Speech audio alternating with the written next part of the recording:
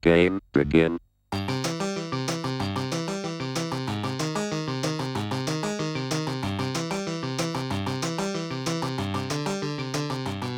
right, hello and welcome to episode 35 of the Spike Colony podcast. I am here with On the Draw, Michael J. Flores. I prefer going second. And of course, your regular co-host and CEO of the Spike Colony podcast. I generally take the play. Notably, took the draw against Brian Selden at LobsterCon. Didn't win that game, but you're scarred for life. But I think taking the draw in the parfait versus Landstill is like pretty fine. He did disenchant my turn one land tax, but I didn't cast it off a mox anyway, so I wouldn't have cashed. So, well, the thing about taking the draw is like it's always risky, right? Like you might have a hand that's Grim Lavamancer Urza's Bauble. Always risky, but yeah, I mean, so like you have to look at it just like what is the sum total of potential good stuff versus the sum total of potential good stuff in the other pile. Well, this is, I mean, I don't even know where to start with this because this is just like too far from like normal straight ahead discourse that I just like, I don't even know. No, I don't even know where to begin to unpack this, but I will begin with, I will begin with just reading what Michael J. Flores posted in the group formerly known as Pre-Modern for Non-Idiots. But given the content of this post, I think Mike is probably wiping his brow that we are allowing idiotic speech in our Spike Colony Pre-Modern Facebook group. And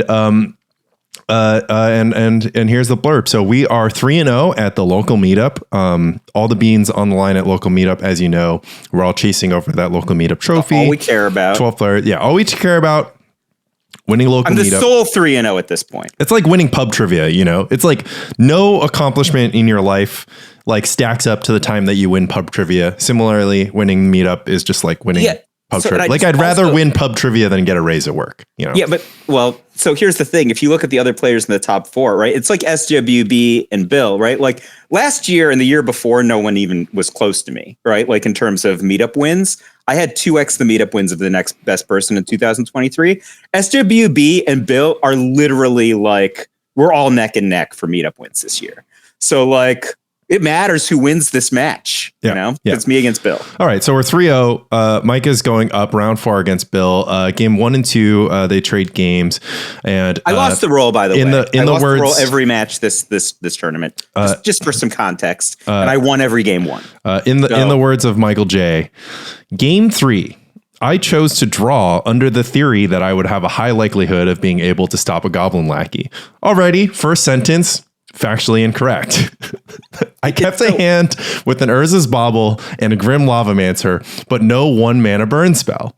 Bill played a Lackey, and I had to decide if I was going to Bauble and YOLO or just play my Lavamancer to chump. I went with the latter, which is playing the Lavamancer to chump.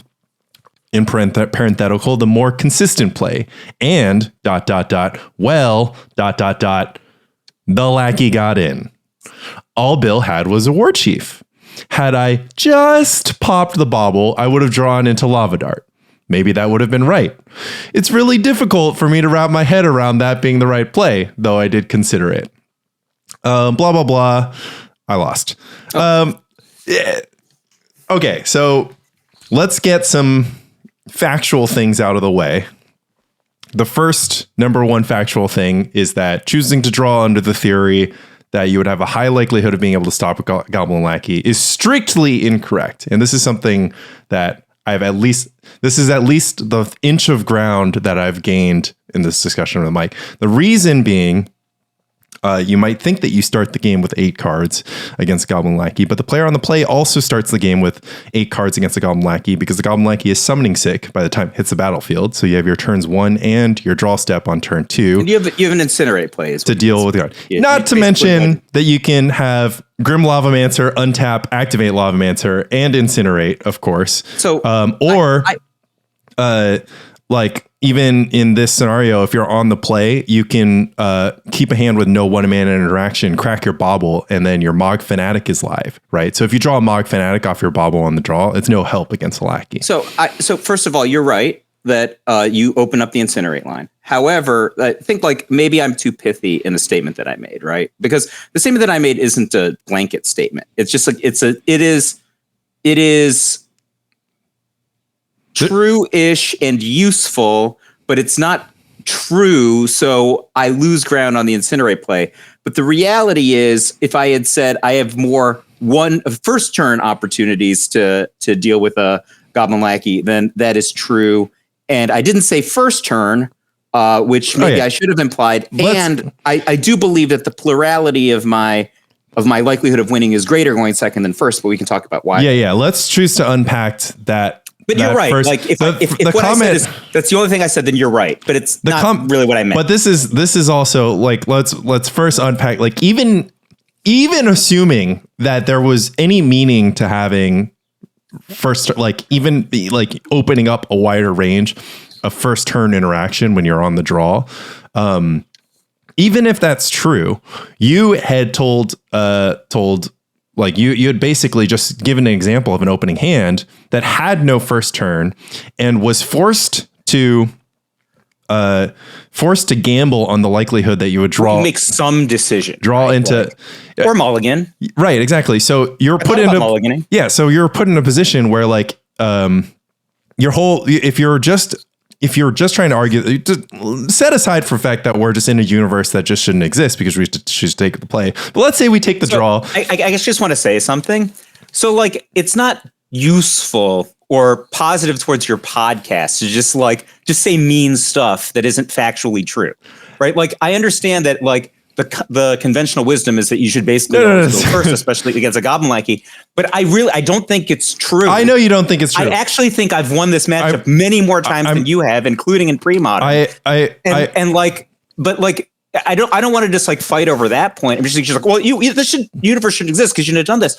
Like it is not, as far as I can tell, it's not in your potential understanding of possible realities that it could even be right to go second. Yeah, that's because every day I wake up in the morning and I look up the sky and it's still blue, and a preponderance of both theoretical and real world data and experience just points me in the direction that gravity pulls you in. But let's set that all aside for a second, because all we're talking about in this particular moment is that you took the draw to increase the corrected statement, increase your first turn range of interaction, but you're forced into a position where your first 7 cards don't show you any interaction, and you have to put yourself in either a flip scenario where you crack the bauble, and obviously your first draw step didn't deliver an interaction, so you crack the bauble. No, my 8 card hand had that. So my 8th card was actually the Lavamancer. So the okay, so you kept. So I would have had no interaction on the play. Right. So you kept a. But at this point, I don't know that he's a lackey on the first turn, right? Yeah, but the problem. Also, to be fair, this matchup, a lackey's only medium on the first turn. The problem, right? Like if you hit with it, it's great, but it doesn't hit usually. Well, it doesn't hit usually, but once we've entered into this world where we're on the draw and we have a hand, like the fact that you're introducing the idea that, let's say you borrow a poker idea, which is that in poker you have. I guess I don't know the exact term. I think it's like fold rate or something like that, where it's just like fold rate, bet rate. It's just like rates, right? So what we know from poker is that the game theory optimal thing to do is to not always fold in the same position, not always bet in the same position, always raise, right? So this is very unintuitive for Magic players because they would just be like, okay, it's always strictly correct to pause on something. So I actually had thought of a lot of not analogies, because you know how I feel about analogies, but like things that I learned from other games that I had applied to Magic, and like made my modeling in Magic better. But one thing that I learned from like literally the best Magic players, right? So like literally like multiple players in the Hall of Fame, is they all resist any poker analogies. And it was very, very popular in the early 2000s to make poker analogies, in part because top Magic players were going to play poker, right? But the thing that would kind of emerged from like in the mid-aughts 2010s is the players who like eventually became Hall of Famers all said, you can't actually like just don't make any poker analogies. And the problem is one of the essential skills in poker is folding, and there's no folding in Magic. And so like you actually have to play to win every hand. So like right. But this so like the idea that you could like it's very different from other games. I absolutely understand that. And the nuance here is actually pretty straightforward, which is just that like consider that you're in a situation where like it's not useful to use poker analogies straightforward because there is nothing analogous to folding. But in Magic, there is something that's always analogous, which is the idea of variance and playing towards certain ranges of outcomes. And one thing that you're absolutely correct, the other, it is very different, right? So in this scenario, if we tried to say that your fold rate should be your mulligan rate, you should mulligan this half the time, and you should mulligan. Let's say you should mulligan it half the time, not mulligan the other half of the time.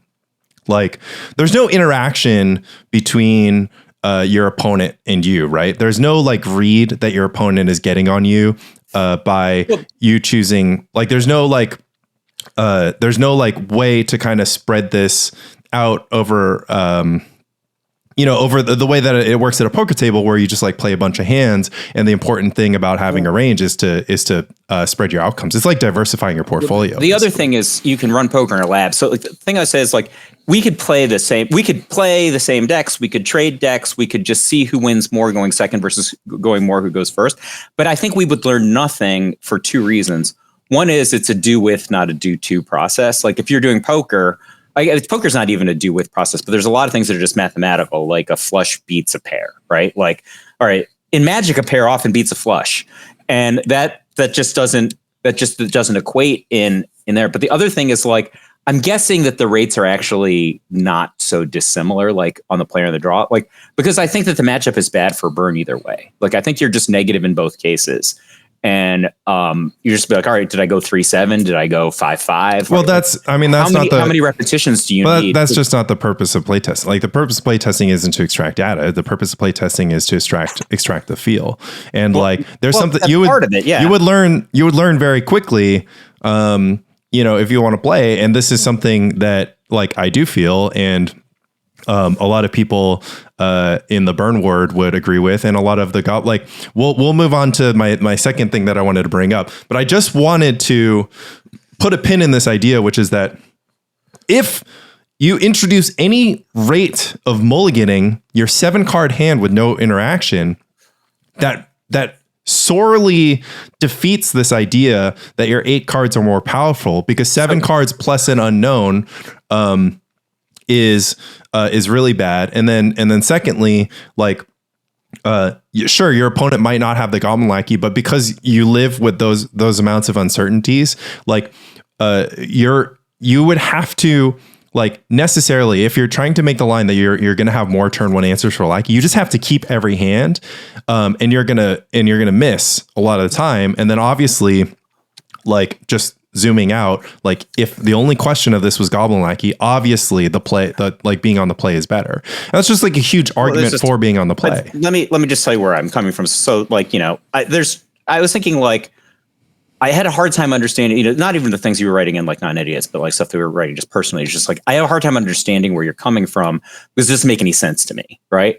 And like, then you said something and I'm like, oh, well, you're kind of like transposing something I had said to a thing that is very close, but not the same. And so I'm like, okay, I can kind of understand this, but like, so just to be, it doesn't matter. Like, so the next thing I'm going to say is just doesn't matter. Like, lots of people have played, right? Like, I've played this a lot from both sides. And I'm convinced that when Burn wins, Burn typically wins in gear 1 with an asterisk, right?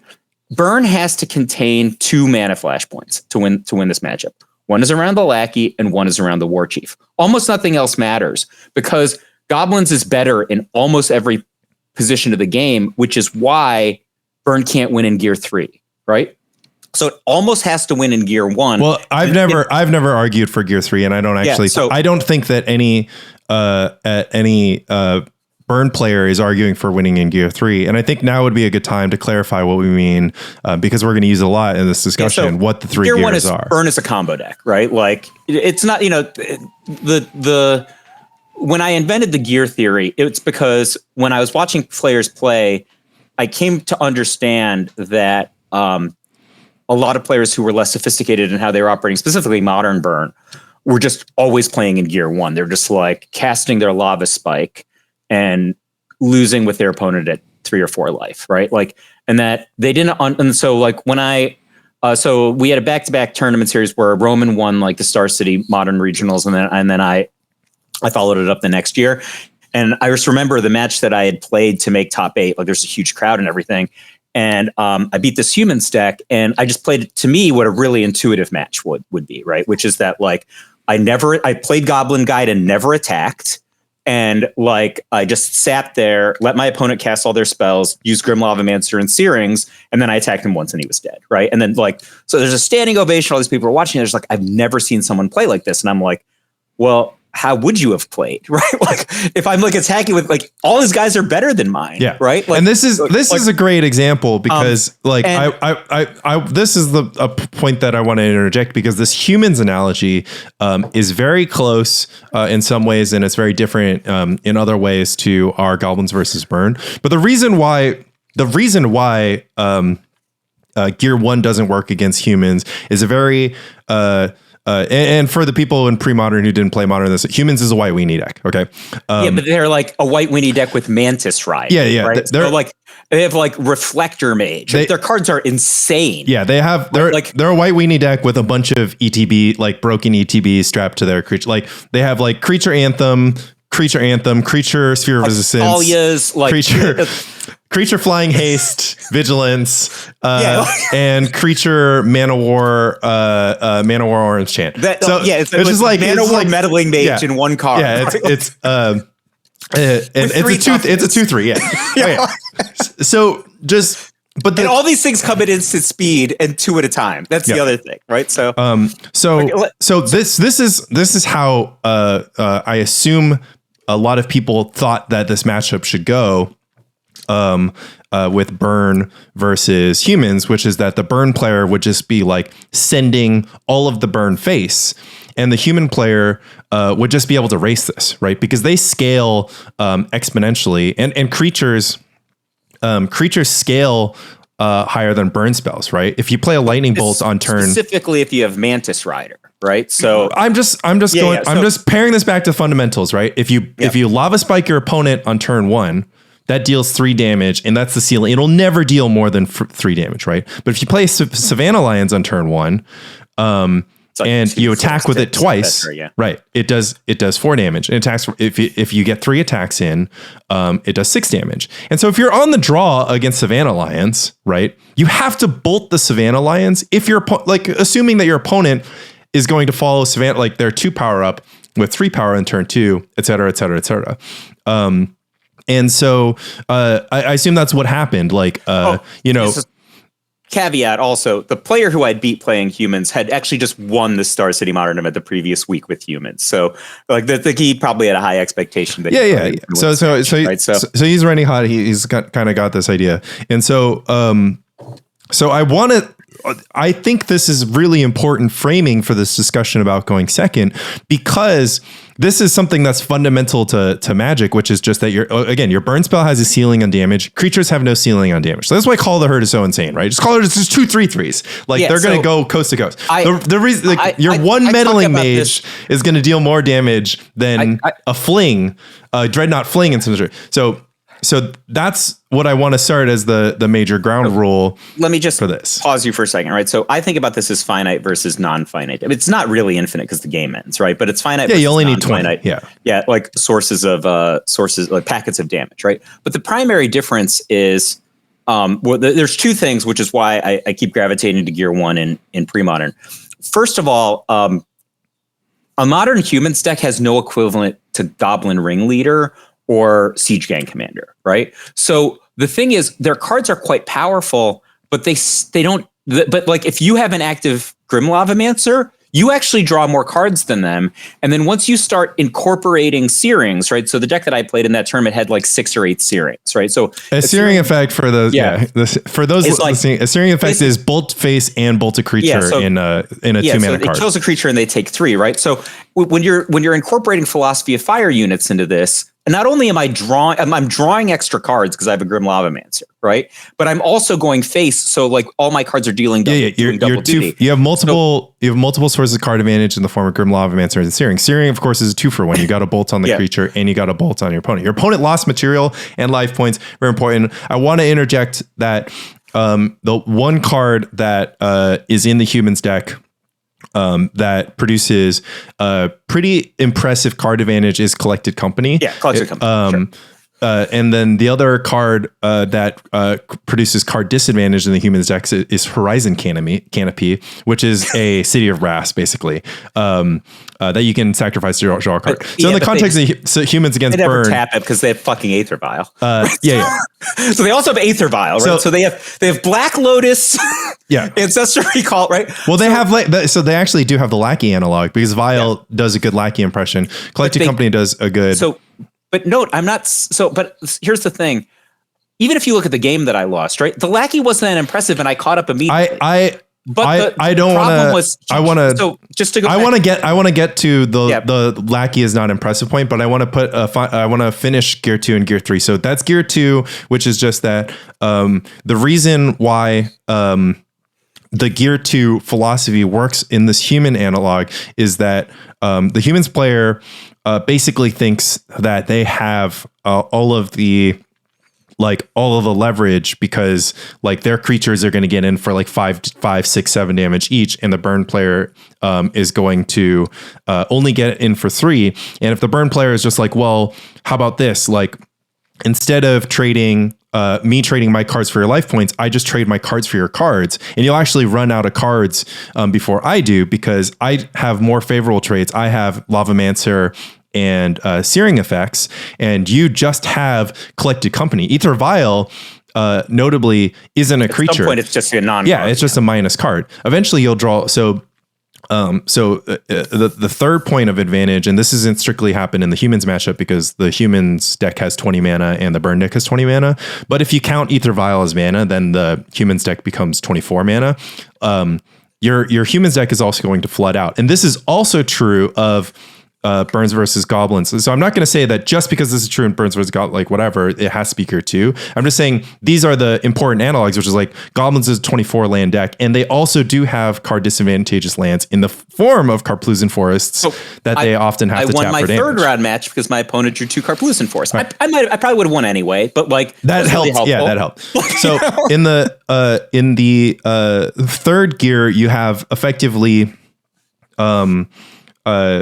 conceptually, it just kind of like the third gear to me is just kind of like the don't run your burn into counter spells gear. Yeah. So I try to explain this because like you said it once, I liked it. You're just like Gear 1 is fast burn face, right? Yeah. Gear 2 is kill their creatures. Gear 3 is slow burn face. Yeah, exactly. Right? Like, so, and I think of like, to me, Gear 3 is just like, Gear 1 is just like, oh man, my draw was really good. You're crispy, right? Yeah. Like Gear 2 is I kill all your creatures and I just have enough left over to kill you too, right? But Gear 3 is like, I'm so clever, right? Like, and the Gear 3-est thing of all time, and I've done like a million versions of this, is I'm playing against Shaheen Sarani, right? And I look at him and I'm like, I know what's going to happen here. And I go, Floater Rift Bolt. And he's just like, you're so stupid. Teferi, right? And I'm like, you're so stupid. I knew you were going to do that. Kill you. All right. And like, for the pre-modern audience, Rift Bolts. I mean, that card was printed in 2006 or something. So whatever, Rift Bolt. Teferi is a new planeswalker that means you can't cast stuff off suspend. So basically Shaheen is just 2-for-1ing Michael J by getting a Teferi, which can draw a card and counter the Rift Bolt, and also stick around with some toughness. So, but the thing is, like, that play is obviously catnip, right? Like, if you can get like, I'm going to counter your burn card and draw a card, and I'm going to go have this powerful planeswalker and play, like, they can't help it. Like the blue-white players, they're this is very similar to when I said, well, I want to go second. And they were like, that implies that the Goblins deck wants to, would also. Yeah, I mean, we can get into that. That's a great counter argument. But I feel like this is very analogous, which is like they cannot help casting the Teferi into the Rift Bolt because that's what you would do. This is just such a clear path to card advantage. But I only did it because I knew they were going to make that play. Now they're dead, right? It's just like, so Gear 3 is like, I know how to play my cards in such a way that I create, I don't know, moments of like highly unequal opportunity, right? So when I wrote the original Gears article, when it was about Modern Burn, the dispute was between, Itai Kurtzman, who's a very accomplished, millennial, what are they, Zoomers, Gen Z Magic player, right? And, his whole cadre is like, oh no, this blue-red deck is, beats Burn. And I'm like, well, it really doesn't. Like I beat it 3 times in the RCQ I just won, and it's actually quite an easy matchup. And he's like, well, let's play. And I just crisp him for an hour. And he's just like, I can't win. And I'm like, yeah, I know. The problem is people don't know how to play. And this is the thing that I did differently, right? So then I walked through, and so I'm like, Pog's like, all right, let me play this side. And then and then one of the emblematic plays is he ties first, and he plays a first turn untapped red-blue dual land. It doesn't matter what it is. It's an untapped red-blue dual land that doesn't deal any damage to him, right? So Pog goes land Goblin Guide. And I'm like, what are you doing? Right? And he's just like, well, you would play this here. I'm like, well, what do you think is going to happen if you do this? Right? Like, and he's like, well, maybe nothing. Maybe he draws a card and kills my guy and takes no damage. I'm like, well, if this were me, I wouldn't make that play because the likelihood of him doing this is quite significant. Right? And if that happens, your likelihood of winning is going to go down a lot. Right? Like that Goblin, you need that Goblin Guide to get in for 2 or 4. Right? And you need him. And stalling his mana is really good for you, right? So what if you did this instead, right? And so I'm like, well, why don't you float a Rift Bolt instead? So what ends up happening is a few turns later, all of Pog's spells resolve. His Goblin Guide actually gets in for 4 this game, which would not have happened if he had played it on the first turn, right? And so like I described Gear 3 as landing your spells, but you have to play in a way that your spells land, right? And like playing in Gear 1, you're not enough of your spells are going to land. You're going to create opportunities for your opponent to exploit the fact that all of your packets of damage are finite, right? The essential difference between Burn and other decks is you have these finite spell-based packets of damage versus like recurring creature-based damage or lots of card drawing or something. And that but the edge that you have is you can kill people outside of combat, right? It's up to you to figure out how to do that. But right. You have to be a little bit clever. The way that I think about it is just that I actually really think that conceptualizing this concept is very helpful to conceptualizing philosophy of fire overall, which is just that like you need to like your opponent doesn't play like Burn is one of the only decks that get to play a game which introduces the life total as like a vulnerability for your opponent, but the Burn player doesn't have that as their own vulnerability because your opponent they do sometimes, but I'm saying like especially like this is the defining factor of Gear 3 matchups, which is just that like one of the things is just kind of like, okay, like let's just speak in abstract terms. You're a blue player. You have counter spells and factor fictions and accumulated knowledges, and you just draw a ton of cards, right? And I'm the Burn player, and all I really have is my draw step. And if I'm very sharp, I play maybe a few copies of Sulfuric Vortex to be super broken. But let's say I don't even have Sulfuric Vortex. I just have my draw step, and you're sitting there, and you're like, I'm going to defeat you in the same way I defeat everybody, which is that I'm going to amass so many cards in my hand that you can't compete. And what ends up happening is just kind of like, okay, well, how many cards does it take for you to line up against my cards? Like, how many extra lands are you going to draw? And then once you amass this great advantage, like, are you going to end the game? Like, are you going to, like, what are you going to do? You're just going to play a Morphling, which is a 4-turn clock. Like, Morphling means that I get to draw 4 more cards this game. So even though you've amassed such a big advantage in cards, you have to spend every single turn of the game defending your life total. And the Burn player, like, isn't defending their life total. So they're sinking like they get to devote all of their resources. It's like that last lap. It's just like, oh, okay, well, we've played this game, we've exchanged resources, but you're giving me 4 extra turns to keep drawing burn spells in order for your threats to develop into a win. Whereas all I have to do is keep drawing burn spells, which even if you drew 6 extra cards this game, which is generally a winning strategy in pre-modern mid-range matchups, it's not going to win against burn because 6 extra cards is 18 damage for burn. So I just wanted to address. Sorry, not 6 extra cards is 18 damage for burn, but like your 6 extra cards, like don't get capitalized on it because half of them are lands, and maybe only 2 of them are counter spells when you need 3. So like I guess I just wanted to kind of address like the sulfuric vortex thing. So a thing that I changed a lot in my game in the last year from knowing you is I switched from siding out all my sulfuric vortex against elves to siding in additional sulfuric vortex against elves. And I've never lost to elves since I started doing that. In fact, the matchup is super easy, right? Like I can't even imagine losing. I don't even lose to natural orders anymore, right? Because like their natural order plan, like if they were going to go for Phantom Neshoba after sideboarding, doesn't even work anymore, right? If this is your plan, because that Phantom Neshoba, you need to cast a natural order on 3 or 4. You have to attack on 4, and you have to attack on 5. It's so easy, right? So I don't know what I would have done because, like, if people are like honest with themselves, just like, people ask me how I sideboard all the time. Like, what's the sideboard? I'm like, I sideboard on the vibe, right? Like, I sideboard based on what I think is going to happen. So I don't know what I would have done in these matchups this past week if I hadn't talked to you after Bearded, because if my theoretical game plan against elves in the past was to side out sulfuric vortex, I certainly wouldn't have been siding in sulfuric vortex against goblins, but you told me you did, and it made your life easy.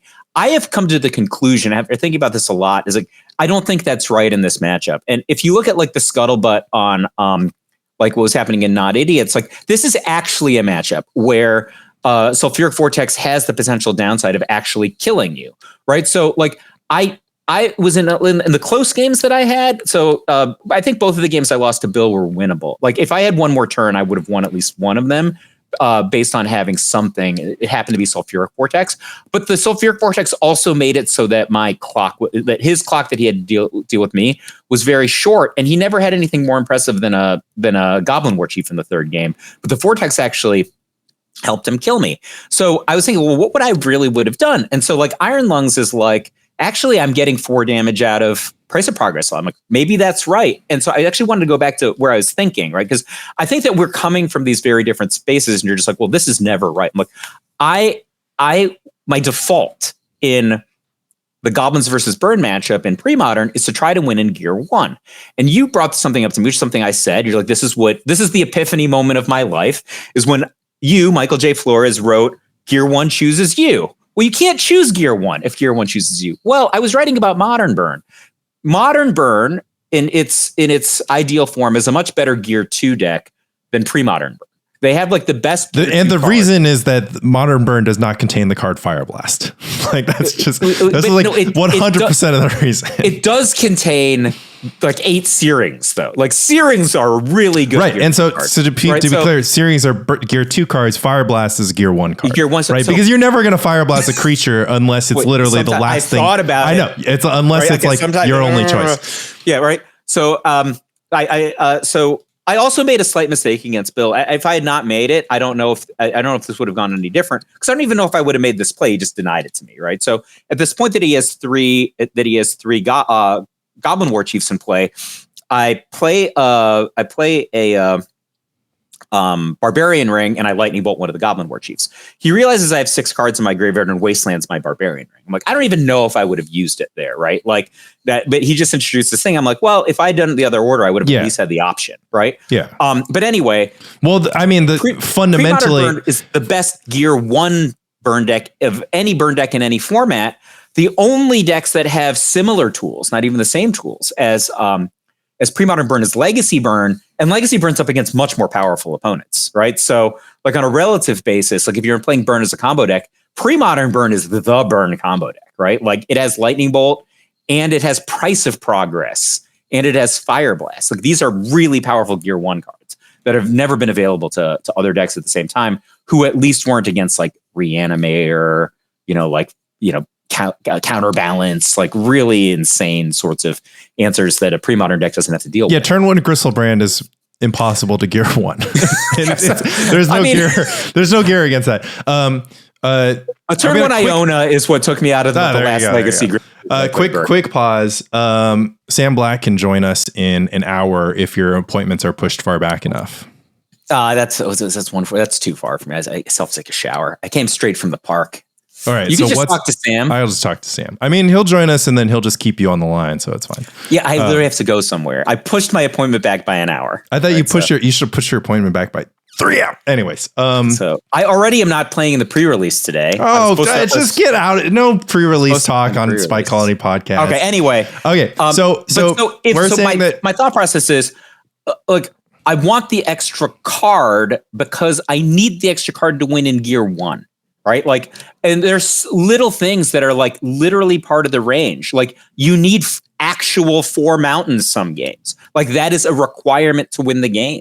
And that like you just need to absorb that as part of the range of what you need, that you needed to draw additional material. So I wanted to try to understand where you're coming from, because my entire experience of this matchup is that Goblins doesn't have creatures that stay on the battlefield until turn 5. And the reason is like quite simple, right? Because the Goblins in the burn deck are on equal footing until turn 5.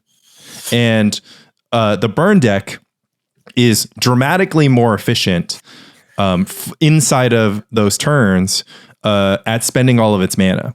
And it can be dramatically efficient for the entire game at spending all of its mana if it draws into its mana sinks, right? Like if you go burn, ball lightning, burn, vortex, or burn, scroll, right? So as an example, in the match that I lost to Bill, I actually had Curse Scroll Lock online. I died to the vortex. Like that's actually, so I actually had him locked on the battlefield. The vortex killed me.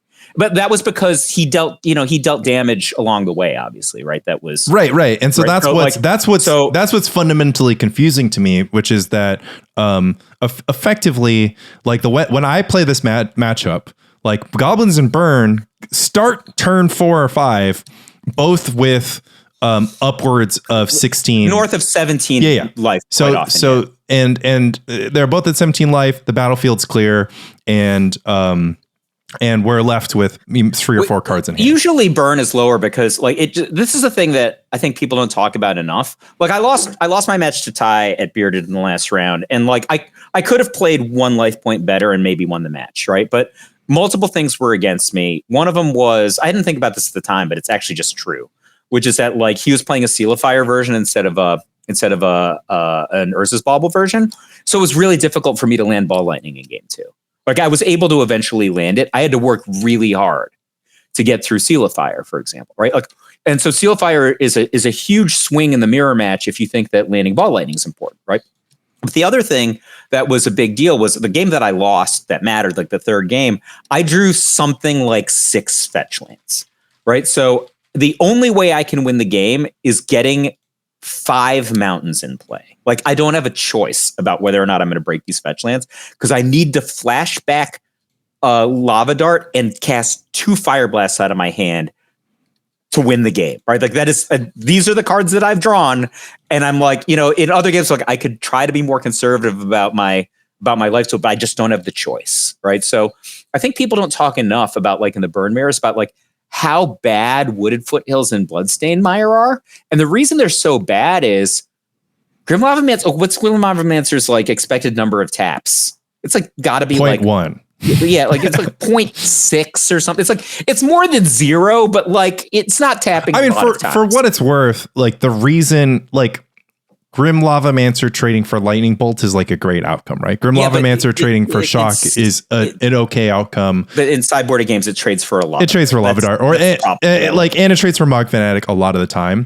But this Mog Fanatic in 1, like it's just not good. This is like a big point, which is just like posturing and maneuvering with Burn. Is that your edge in the Burn Mirror is only going to consist of a fraction of a card or a mana, right? And so at least putting yourself in moments where you play a Lavamancer and your opponent has like 2 cards in their hand and their 2 cards are Incinerate, Fire Blast, and you're not at 7, right?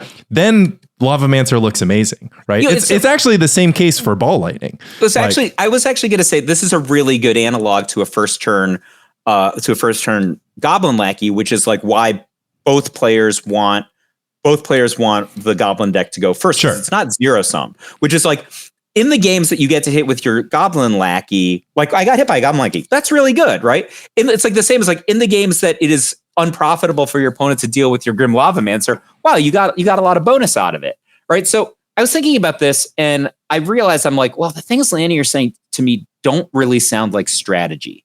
They sound like they say, but then I realized they are a strategy. It's just a completely different paradigm to what I was thinking about. Like I think about strategy in terms of repeatable activities, which is like I'm going to go in and I'm going to do the same thing. This is John Finkel magic, right? I'm going to go in. I'm going to do the same thing every single time, and sometimes I have a good outcome. Sometimes I have a bad outcome. But like if I do this thing, the same thing every single time, I'm going to have more good outcomes than bad outcomes. But I was thinking about this and I was just like, what are the games that I've learned from, right? And like, I don't mean these to be analogies, but these are literally things I built into my Magic game. And the 2 things that I thought about the most were basketball and Tetris, right? So I read this interview with Shane Battier once, who's this, he was on the Rockets. He won a couple titles with the Heat when LeBron was there. And he talks about defending the best offensive players in basketball, right? He talks about this game where he's just like, I knew what all the stats were. I gave Kobe this shot, and it's like a 5-page long, incredible article. You should go find it. It's an interview with Shane Battier, and at the end, he's like, I gave him a 37% shot, which is exactly what we drew up on the board, executed perfectly. Then like you go through 5 pages, is like ... He hit 37. He hit the shot, and then he was on Sports Center, and they won the game, right? And then I'm just like, we're on the opposite sides of this. I want to do what Shane Battier did there every single time. Lanny wants to do what Kobe did there, and like that's how come we have like we have a difference here, which is like most recently when John Morant came back from his gun suspension. It was like the second game he was back, and the coach draws up this like intricate play, and he's just like, okay, Ja's just like, or I could take a step back 3. It's like that's it. Like, so the thing is like, he has to take a step back 3, which introduces this concept of luck, right? Like, because if you're the best 3-point shooter in the world, you're like Steph Curry, you still miss more than half the threes that you take, right? But like, nope, the play is I'm going to take a step back 3 instead of this thing, which is like this like intricate setup. And then I was just, well, I learned a lot from Tetris. Do you know anything about Tetris theory? I know that you want to get the long piece in. Yeah, so that's exactly what I thought you were going to say. So there's kind of 3 strategies in Tetris, right? One of them is the I bar, right? That's the 4 long. If you hit that one, you get a Tetris, and you clear 4. It's the most points efficient, notably. So, you don't get 4x1, you get like whatever 8x or 16x. Yeah, there's multiple. It depends what mode you're playing. But so my Tetris strategy resolves around competitive Tetris, which is like one player playing against another player or 100 players all playing against each other at the same time. In such a way, it's basically you accumulate lines. As you accumulate lines, your opponents get junk lines, right? And then you have to clear lines, and they're giving you junk lines at the same time. There's about 3 different strategies that you can. There's more than 3, but like that you can think of, right? One of them is just like, oh man, if I get the I bars all the time and I'm fast, no one can beat me. That's true, right? But you need something to go for you if that's the case. Then there's people who are like, I can play the T bars really well. That's one that's like 3x1, right? That one is like. That's super high skill. So I was never good enough to do T-bar based Tetris. But what I got really good at, and I was like a world-class player at this strategy, which is around combos, right? So you basically just leave 2 columns open on the right or the left, or you just leave 2 columns open. And what ends up happening is every single piece except for the I bar can be rotated in such a way that it's too wide, right? And it doesn't matter what the other dimensions are. You can always rotate it to be too wide. So if you have two open on the side, you can create a combo. So a combo is like 1, then 2, then 3, and then like each additional one creates like a geometric number of junk lines for the opponent. There's two things about this strategy. One is you actually have to have a pretty high build in order to do this, because sometimes you're only taking out one line at a time, right? But you're just getting like one line, two lines, like fast, and your opponents are generating a lot of junk. That's one. But the second thing about it is if you execute the strategy, there's no luck, right? The only thing you have to do is to be slightly faster than whoever you're trying to kill. The problem is it's a little bit risky because you have to build a high base. But then separately, it's not the optimal strategy. People who are like good at T-bar strategy, that's the best strategy, right? But I'm not mechanically good enough at Tetris to do T-bar strategy, but I'm really good at combo strategy, right? So I was just like, this is how I play this matchup, right? I'm trying to play for the combo strategy, which is like, I have like minimized the amount of luck necessary. It's a little bit risky, but my outcome is super predictable.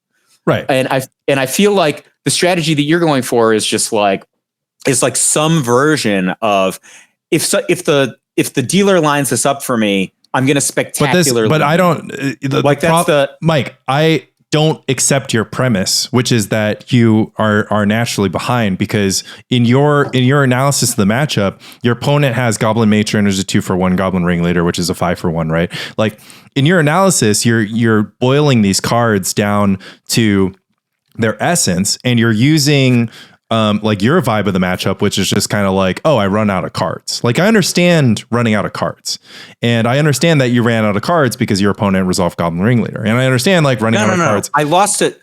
The card that I lost to was not Goblin Ringleader. I lost to 3 War Chiefs in games 2 and 3. The problem with War Chief is they can just cast more spells than you, especially if the spells that you have include being Sulfuric Vortex. I don't. Mana. I understand that, Mike, but your entire deck bolts, incinerates, and shocks trade favorably on mana against Goblin War Chief. Yeah, like go back to what I was thinking, right? Like, first of all, I never had an uncontested Grim Lavamancer in game 2 or 3. I had one in game 1 which I yeah. I mean, right? But if let's set aside Grim Lavamancer 1-for-1, I'm going to lose. But you're not going to lose. Like you're going to use the same. Like all you have to do is use the same theory that you use against humans, which is just that you can trade 1-for-1, and then you can let your sources of card advantage, which are Curse Scroll, Grim Lavamancer, Sulfuric Vortex, and Ball Lightning. All those are sources of card advantage. So you let your 1-for-1s take care of the board, and you let your 2-for-1s get you to exit velocity, right? Because at some point, right? So this is the reason why.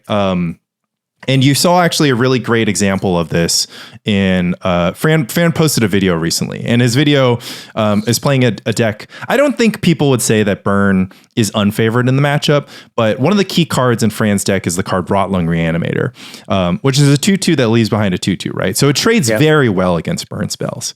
And so I have a Sulfuric Vortex in play. Yeah, I watched this match. Didn't you just kill him to death easily? Well, in 2 games. Notably, there's a point where I sank 12 damage into his battlefield. I had Lava Man activation. I had Lava Man activation plus Lava Man block plus Bolt Your Baloth. And then it was just activate Curse Scroll once, put a trigger. Like I was 6 damage ahead or something. Like I was just like, all I needed was a Fire Blast, but Fire Blast was 2 overkill or something like that. And I had another card in hand. So my analysis of this is from Fran's side of the battlefield, he's just playing the rock, except for it's worse because he only has 1 Ravenous Baloth and no Spike Feeders. And you completed the side quest, right? So the side quest in the rock matchup is just draw any 2 copies of Price of Progress and Sulfuric Vortex, and you always win. And you had 2 Sulfuric Vortex. Nothing else matters. No, what I'm trying to explain is mostly just that, like, your opponent's 3 mana 2/2. Isn't going to get in for damage. It's not going to get in for damage if it leaves behind another 2/2.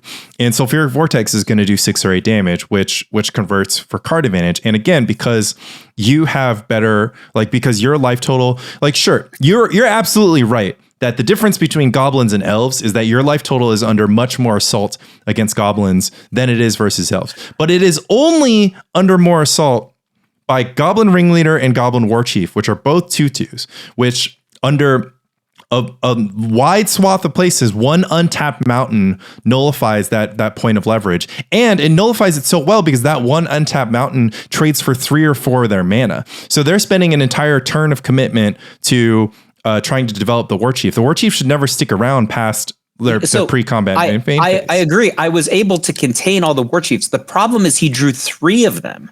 And so like there was never a turn until like the turns where I'm putting this in air quotes because I almost won both games, right? Like where I said stabilized, he always had 2 War Chiefs. There was like nothing. There's no way that I could have stopped him. Even if I had I wasn't there. I wasn't there, and I didn't see the game. And this is part of the gap here because one of the things that I truly don't understand, right? Because Goblin War Chief in this scenario, you would agree, right, that Goblin War Chief is Goblin Chariot in this scenario, right? It's not even Goblin War Buggy, right? I don't know what Goblin Chariot is. Goblin Chariot is 2 and an R for a 2/2 haste. It's a core set staple. No, it's so you can't let it stick around. The problem is if you let it stick around, they might kill you the next turn. We agree with that. That's why I'm saying I'm not sure why. Well, the reason why is because you just burn it and it always dies. So I understand fundamentally that War Chief is a problematic card against burn, right? Because you have no choice. Like this is actually a perfect example. It's like if you're in a turn and your opponent sticks a Goblin War Chief, you have no choice but to use whatever resource you have. But the fact of the matter is, all your resources. I thought about fire blasting it. Exactly. Actually, honestly, I didn't. I was like, because I can't operate my first scroll if I fire blast. Yeah. So you might. Otherwise, I would have. You might be forced to fire blast a Goblin War Chief, which is a very, very important point. So like I understand the pressure that Goblin War Chief puts on you. What I don't understand is how you're in a situation where like you're out of shocks and bolts and incinerates and Lavamancer taps and scroll taps and take it once, untap, draw, and then send everything at the face instead and win before they have a chance to present a lethal attack. So I'll just in the second game, I assess the battlefield. It's turn 5. I'm on 17. He's at 20. Right. I'm on 17 only because of my own wooded foothills. Right. So like this is like a classic. Understand? Game. Yeah. Then he plays a Goblin Ringleader at that point, right? And I'm like, okay, my play's scripted now. I have to, this game's going to close, right? But I'm at 17, right? And then he played a Goblin War Chief and a Siege Gang Commander, and I died. Well, like, 17 against 20 from turn 5 is obviously not like 17 against 20 on turn 5 with a Ringleader resolving. Like, I mean, it means a lot of things. It means you never had Lava Man. It means you never had Vortex. It means you never had Ball Lightning.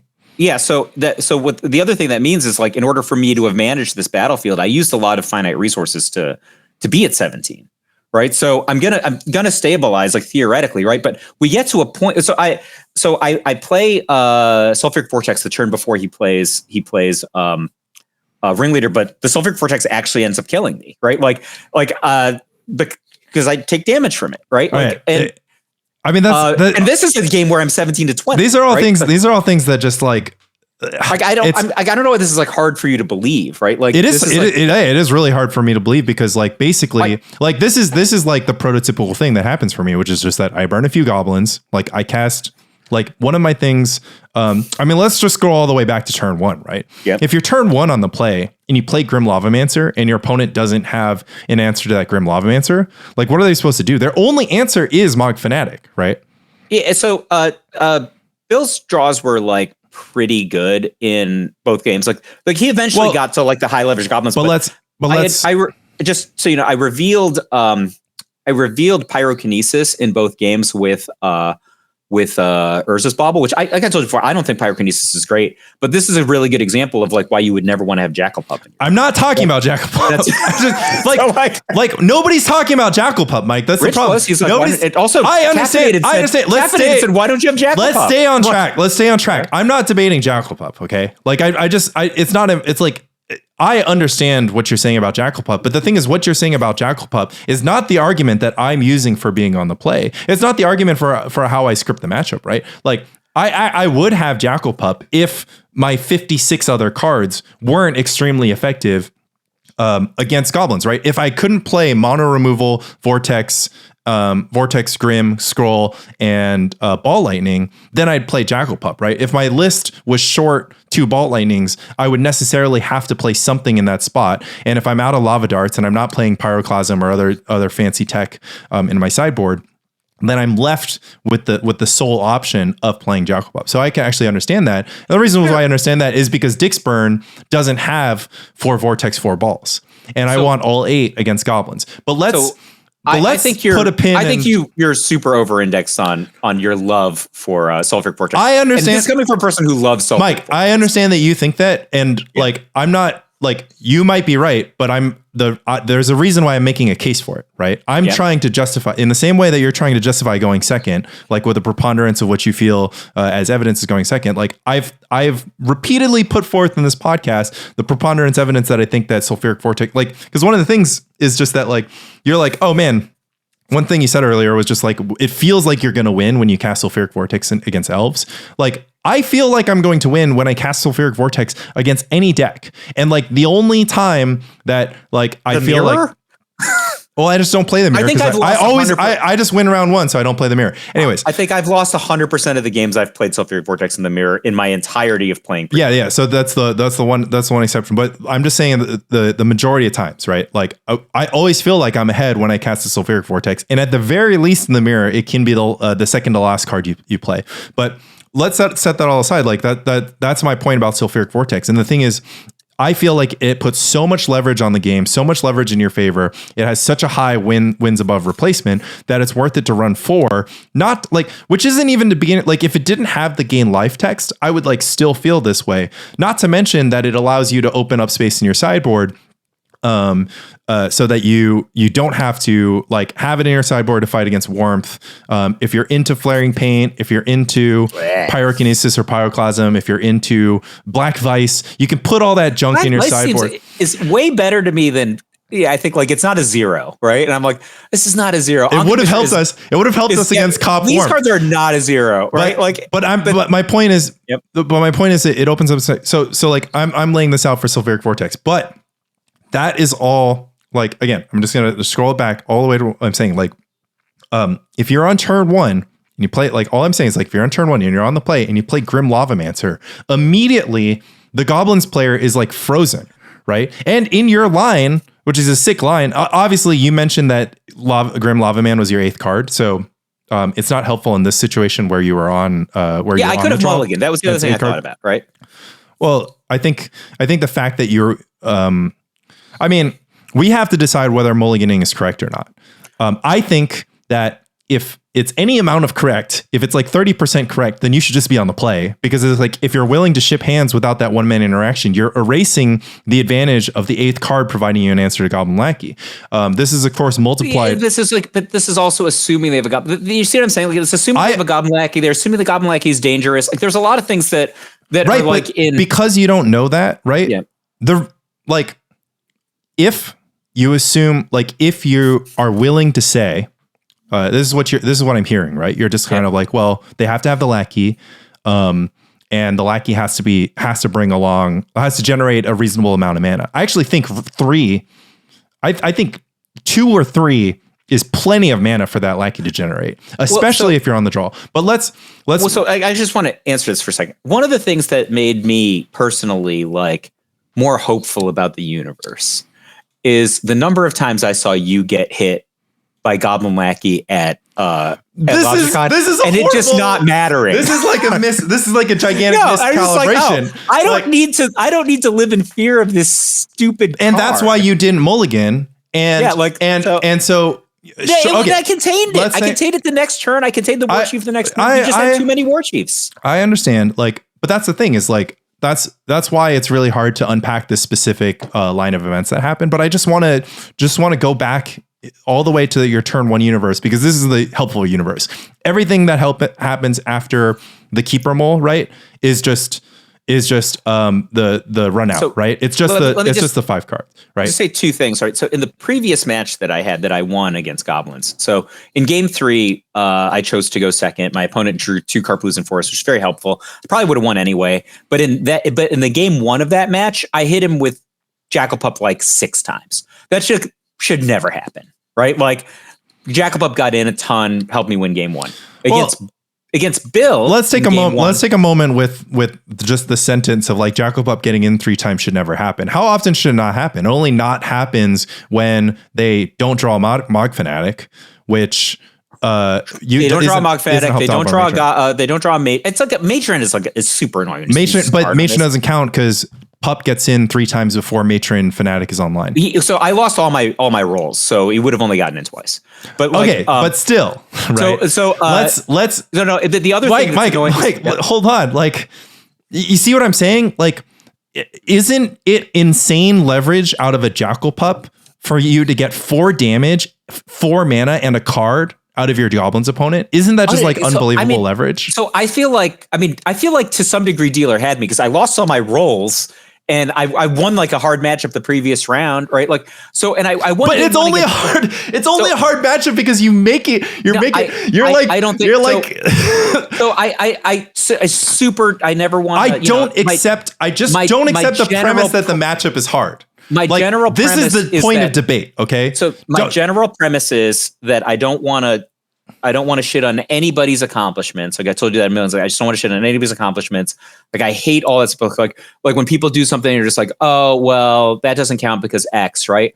But like I was always suspicious. Like when Caffeinator is just like, this is a really easy matchup, and this is how you do this. And I'm like, that's not my experience historically in other formats, and it doesn't make sense to me here, right? Like, but this for all the reasons. And then all I've ever seen is Caffeinated, who's the best burn player, lose to Goblins on camera over and over again. I understand where you're coming from, and I understand the other thing. I feel like you're so much better than the average Goblins opponent you're playing. Like you're clouding the two things. I know, Mike. Like I understand, but that's the problem. Like what we're making a case for, the case for strategy, the case for behavior, right? Like it also just doesn't fully line up with like reality, because like you're also saying like, oh well, Bill drew pretty well. It's like, well, is he favored? Is his average draw going to beat you, or does he have to draw really well? Would he have lost if his draw was slightly worse? Like if he's short one. I think his draw in game 3 was only okay. Like it was fine, right? Like 3 War Chiefs happened to be really good. So like he didn't hit me with a first turn or second turn,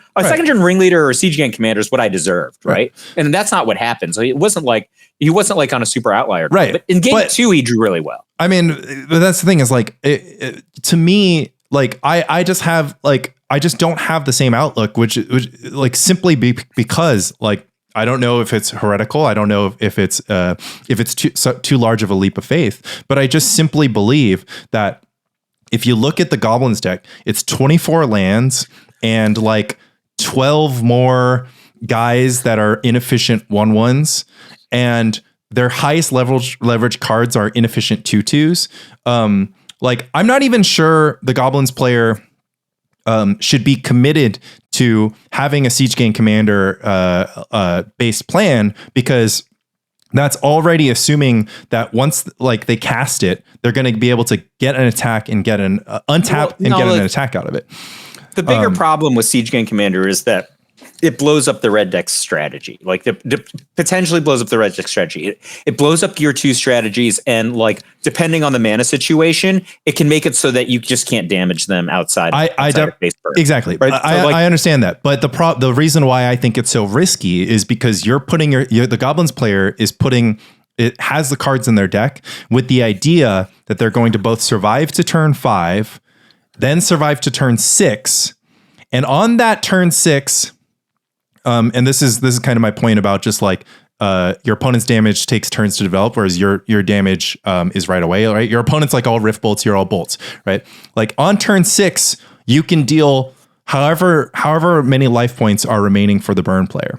And one of the things that makes that possible is if you have cards sticking around like Goblin War Chief, or somehow you get an untap with the Goblin Sharpshooter. We're not even sure you should have Sharpshooter. And I think it's okay. Like the problem is sometimes it has haste, and when it has haste, it's very, very above replacement. And all the burn player has to do from that point is find the last, to me, in my experience, it's not the last 20, right? To me, it's the last 10 to 12. So between Curse Scroll, Vortex, and 1 Fire Blast, you can kind of put together 12 over the course of 2 turns, right? Your opponent goes turn 5 siege gang, you go face. They go turn 6 attack. Maybe they get you down to 2, right? But they don't have enough mana. They don't have enough mana for the last goblin. And then you untap that last curse scroll activation, that last that last card, that last fire blast normally gets over the finish line. And like I understand that's not always the case. I understand that maybe because my goblins opponents are less efficient and they're not playing their cards in the right order and they're not using their resources correctly. Maybe all those things are going to influence how resource rich I am going into turn 6. However, like the reason why I feel ahead in the matchup is just because at the end of the day, to me, the Goblins deck is comprised of the same stuff. It's just burn spells with suspend that turn all of your spells into split cards that are 1 mana counter spell or bolt face. And because you have all that optionality, because you have so many tools of card advantage, like I just don't feel behind in the matchup. And I played the matchup at Bearded and I won very easily in the games that I won. And I lost in the game that I lost because I drew 3 lava darts. I drew 3 of the least efficient cards. Yeah. So the interesting thing about Lava Dart is like, it's a card that theoretically you want, right? Like it's in your side. You just don't want 3. Well, the thing is like it's only good against one. Like, I mean, whatever. I Lava Darted a Matron to get in with the Jackal Pup because I drew my main deck Lava Dart in one game. Like, sometimes you just flash it back. And like, I was going to say like in game 1 where I beat Bill, there were 11 cards in my exile pile.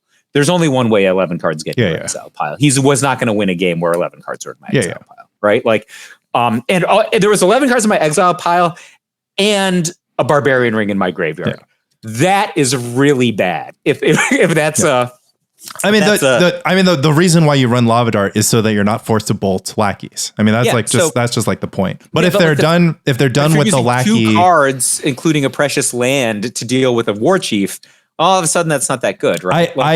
I absolutely agree. In fact, in my experience of the matchup, I also felt that I almost never wanted to pay the flashback on Lava Dart.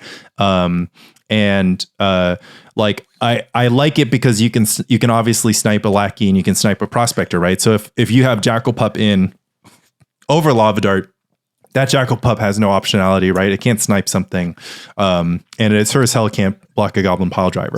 So far be it for me to say that I ever learned anything from Paulo Vitor Damo de Rosa, but there's a Pro Tour that the second Pro Tour that Brian Kibler won. They're playing a 74 card mirror match, and Kibler's on the play in game 5 or whatever the deciding game was, and we look at Kibler's opening hand, and it was clear he was going to win the Pro Tour. There was like. They're playing like a 75 card mirror. Kibler's on the play. He has 2 mana accelerators. He's going to land a Primeval Titan and kill Paulo before Paulo can do anything. There's no draw Paulo can have because he's going second that beats Kibler on the play. Right. So when Paulo does his write up afterwards, he says like, look, I played this deck. I made the finals of Pro Tour. Right. This deck obviously did really well. Kibler won the Pro Tour. He's like, this is the kind of deck I hate. And I internalized this. Actually kind of one of the reasons that I love Burn so much, except in this case, this falls under Paulo's rule, right? Paulo says the kind of deck that I hate is a deck that needs to cast cards in a particular order, right? And like your deck actually has to do this, then this, then this in order to get where it's going. We thought this was the best deck, or we wouldn't have played it. But like, you really want your Rampant Growths to come before your Primeval Titans, if that makes any sense, right? So one of the reasons I love Burn so much is I think it's in the situation where, especially modern Burn, it doesn't have Ball Lightning or Sulfuric Vortex, which costs 3 mana, right? Like you just draw your cards in any order, and if your plan's going to come, they're all burn spells. They're all it's going to come together, right? So like it takes this. It's like my 2-column combo strategy in Tetris. Your ceiling is lower, your risk is where it's at, but man, you are so consistent within the confines of this. So the problem in this matchup, though, is you're in this weird situation where Burn actually is way more bound by having to draw a certain combination of cards, even if you're not going for year 1. Like almost every, like in basketball, I talk about 50-50 balls where it could go one way or the other, or it can go one way or the other. All the 50-50 balls fall in the fall in the favor of goblins for the reasons that you said, that somebody might assume that humans was favored before they understood what Gear 2 modern Burn was, right? Like all the 50-50 balls are in goblins' favor. Burn has advantages. I would never disagree with that. I've always said this matchup can go either way, but I think it favors goblins. But all the 50-50 balls are in goblins' favor, and Burn actually has to draw things in particular orders in a way that goblins doesn't have to. Let me goblins can just play 4 lands and cast a card. Let me pause you. That's its range. Let me pause you really quick, because that's not a fair assessment. That assumes that the goblins player always has ringleader or always has matron for ringleader. And I also want to mention that I think that matron for ringleader is a very, very thin play for goblins, especially on the draw, because they're going to be it's not very impressive if you're tapping 3 mana for a matron and tapping 4 mana for a ringleader. And that was like, that you did like nothing matron ringleader. That's not very impressive, right? Right. The problem is goblins is the goblins creates tension, right? Maybe pressure is not even the right thing. No, like I totally agree. Yeah. I don't think that like a goblin pile driver is a very dangerous card, right? Like I literally killed 0 goblin pile. I let one hit me for 5. I just didn't care, right? Like that card isn't dangerous. But the tension creating is just like Lackey creates tension. Skirk Prospector creates a surprising amount of tension. You have to think about that card for a second. Right? No, I don't have to think about it. It's like very straightforward. Like the one thing that they need is mana in order for them to deploy their ringleader stuff. And it just lets them, like Skirk Prospector in this scenario is effectively like a 1 mana Goblin War Chief, which is just making your matron cost effective 2, making your ringleader cost effective 3. And then obviously turning Siege Gang Commander into an extreme threat. It's a combo card, like so you're going to be rich in cards and poor in mana, and Skirk Prospector helps you bridge the gap. Goblin Pile Driver aside, I mean, at the end of the day, it has 2 toughness, so trading a shock for it so that it doesn't get a combat phase is totally reasonable to me. Yeah, but I just don't want to do it. And I want and the thing is I just want to go back to this thing where it's like Burn creates the same tension, which is just that like whatever you do, you've got to do it in the next 3 turns, right? Well, if you're using fine, so there's the thing, like you said, in order for be this situation where it's turn 5 and it's 17 to 20, I couldn't have had any of the 3 things, right?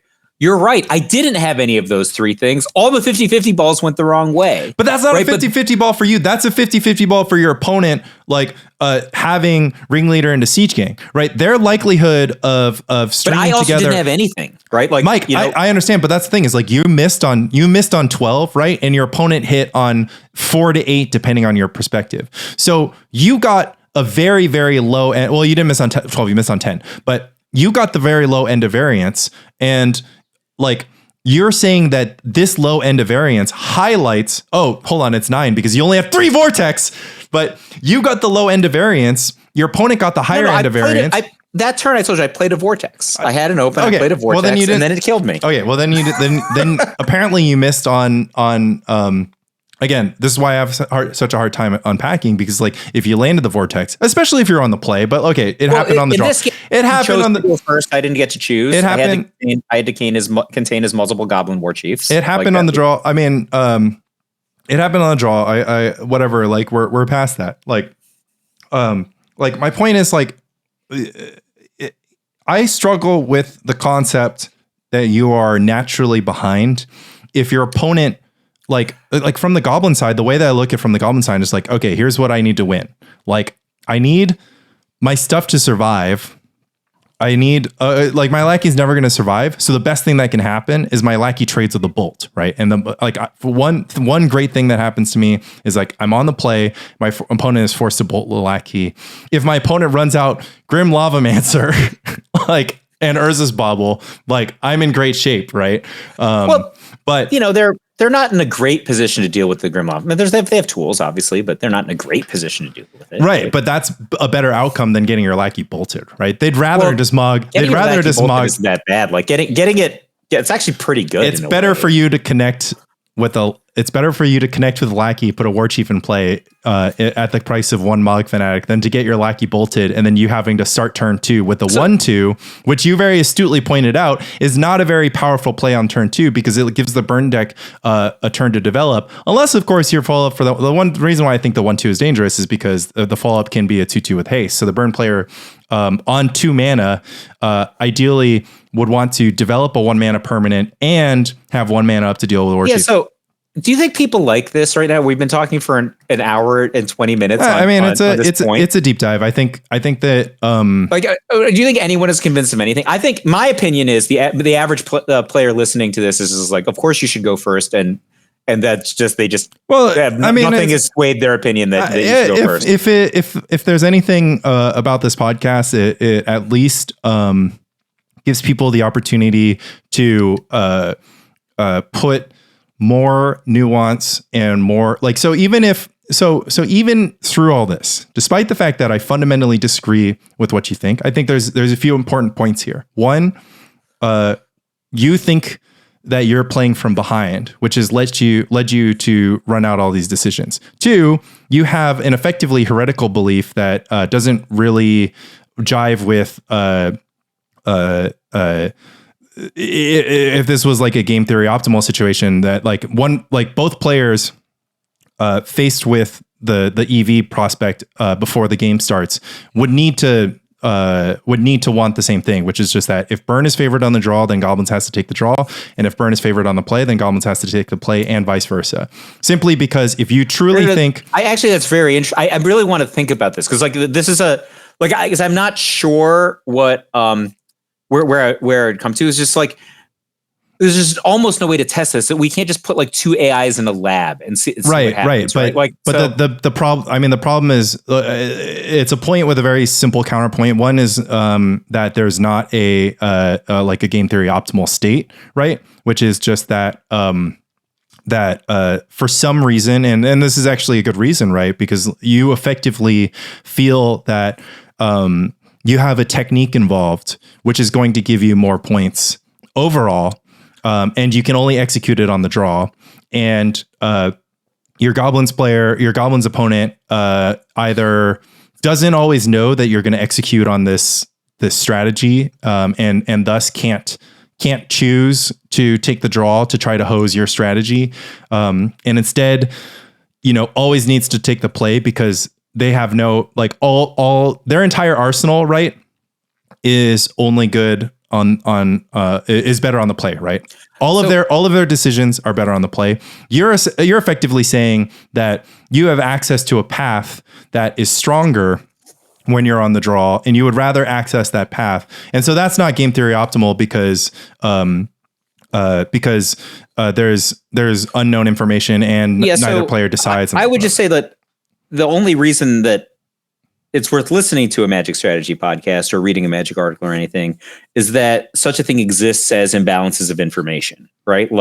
Same reason why you would take a stock tip or not, right? That there's imbalances of information and that some information or some insight is better than the default information. That's the only reason. I mean, I don't know, unless you found Lanny to be so charming or something. That's the only reason you would listen to that, right? So, and I think that it is quite common for 2 players to have, maybe not exactly the situation we have, but I can think of a lot of analogous things in Magic where 2 players are on the opposite ends of an expectation of a particular matchup, and one of them is clearly wrong, right? So, in the case that they're not you and I disagreeing here, right? But in the case of I want to go second and Goblins wants to go first, right? It's hard for me to conceptualize how to describe this, except that one of them is wrong, or and they're wrong probably because they're making an assumption about the other person's deck that is not accurate, right? So, and not about their own deck, they're making an assumption about the other person's deck that is not accurate, or the other person's strategy. So, one of the things that's come out of this is I'm actually going to. So, I didn't actually finish this thought. I started playing Sulfuric Vortex against Elves, and I liked it because of you. And then I tried it against Goblins. I don't know what it would have done in the abstract, right? Maybe I would have been a Aaron Dix Jackal Pup guy, Shade Jackal-Pup guy in the abstract. But yeah, you've got 3 slots. Your remaining choices are Pup, Price of Progress. But I actually think I'm going to try Iron Lungs' strategy of Pop because I do need the incremental damage, right? I would have won with Sulfuric Vortex if I had another turn. I just happened to die instead, right? But if Pop can do 4 to 6, then that's the damage that I'd be getting out of Sulfuric Vortex. It's more mana efficient and I don't die to it, right? Like that might be a thing worth trying, but I also have a different default. I mean, I say this all the time. I got this from John. There's no prescriptive things that you can say. That's why sideboard guides are stupid to talk about, right? Like every match is different. People are going to do different things. You have to do things based on what's happening in the moment, right? Not like, John said the only rule is like when two plays are close, maximize your options, which is different from maximize your options, right? It's only when 2 plays are close, maximize your options. That's the only rule, right? So, or there's 2 rules. The other one is only focus on what matters, which is why I'm so fixated on Goblin War Chief and Goblin Lackeys. I don't think most of the rest of it matters. Right, but that's the thing is like I think that your fixation on them seems to me to be very overstated simply because, like, again, the reason why I remain unconvinced here and the reason why it's so hard for me to articulate why I remain unconvinced is just because, like, I've felt throughout this entire thing that, like, you've highlighted that there are advantages at play, namely that one card produces advantage, and it might be the card that you need. It's much more important for Burn to have the extra card because the power level is flat, right? Well, and so the real reason is because your resources are finite, right? If you could just tap all of your curse scrolls all the time and you have enough mana, just this is beside the point. But like in the game that I said, Bill had a good draw, right? Because he beat me in game 2. Like I had some weird turn where I like literally had 3 Urza's Baubles this game or something, right? I knew for a fact, or maybe it was from a ringleader, because I knew cards in his hand, right? He had a backup War Chief and a Tinkerer in his hand. 3 cards I knew. He had a Pyrokinesis, a Tinkerer, and a War Chief. So like, there's a lot of plays that would just be cut off, right? Like my best case scenarios, in some cases, you just go like War Chief Tinkerer in one turn, and then like he shuts off the curse scroll line, right? Or like he always can defend from a ball lightning if he needs to because he has a Pyrokinesis back, right? Like which he shouldn't have allegedly. But I don't think that it's good in this matchup. But he always had it, right? Like that actually super should color whether or not you think Jackal-Pup's good. Anyway, the thing I was saying is like, I think I'm gonna try Pop. Like it sounds like if you can get 4 damage out of it, seems pretty good. And I'm increasingly wary of the damage that I'm taking from Sulfuric Vortex because of how the games went. But this is a tiny N, Lanny, right? Like that's what I'm saying. Like we could play 100 games, and even if the games were like, how much variance you really think is going to happen if we played 100 games of like going first and second? I think it's like going to be well within like 2.5%. Well, I mean, that's not what we have to do. All we have to do is establish who feels ahead in the matchup. So if you feel like Goblins is ahead, all we would have to, and I feel like Burn is ahead, all we would have to do, because your entire argument is predicated on this idea that Burn can't afford to contend with the battlefield.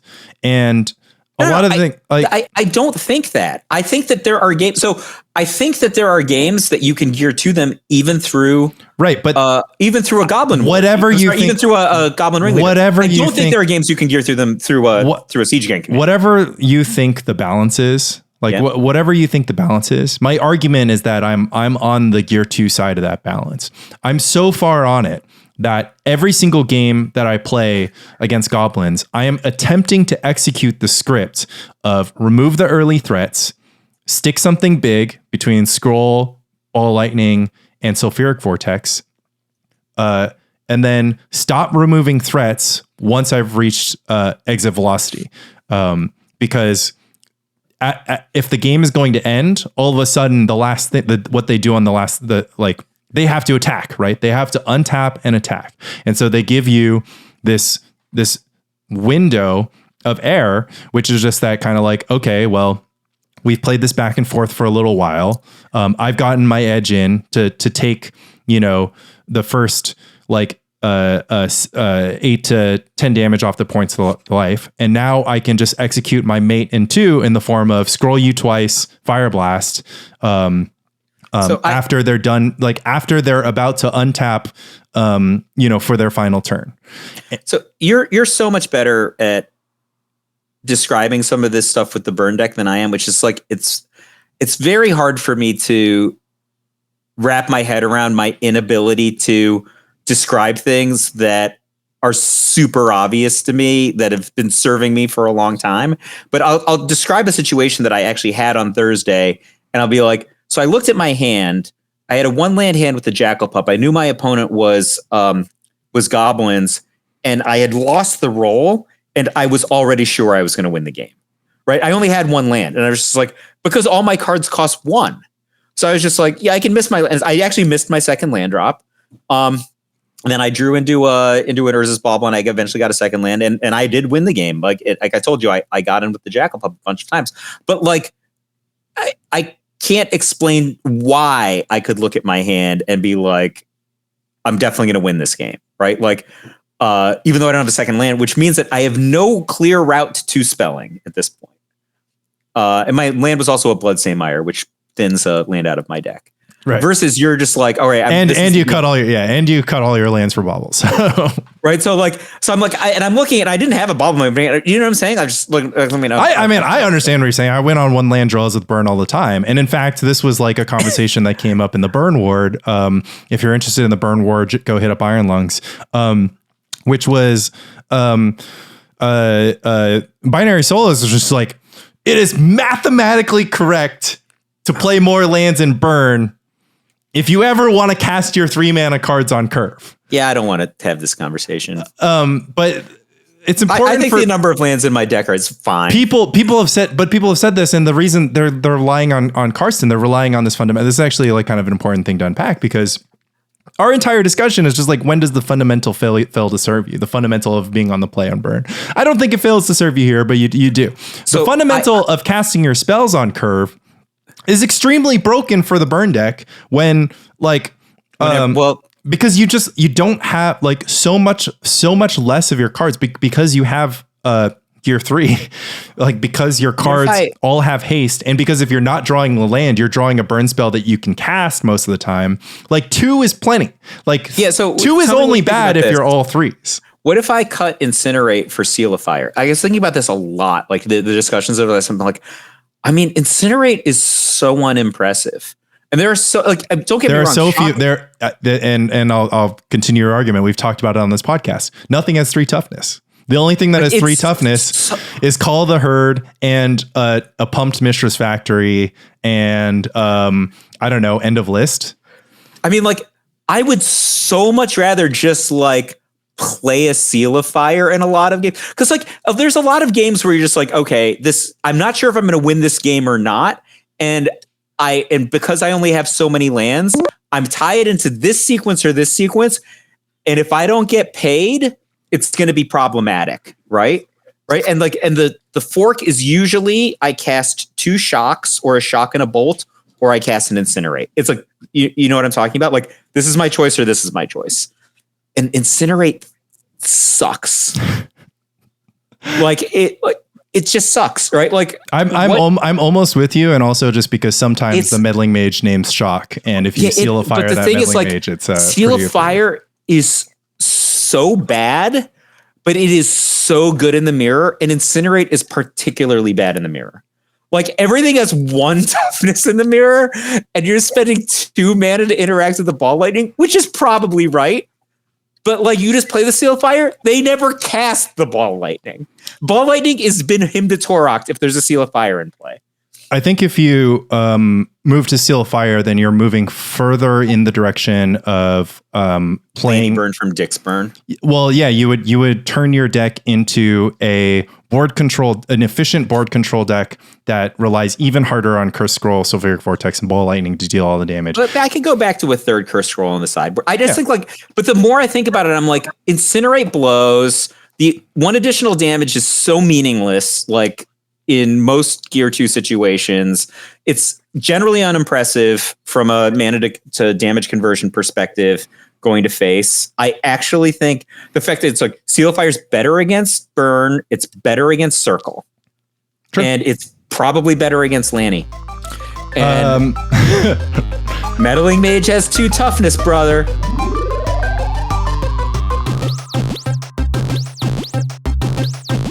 Game over.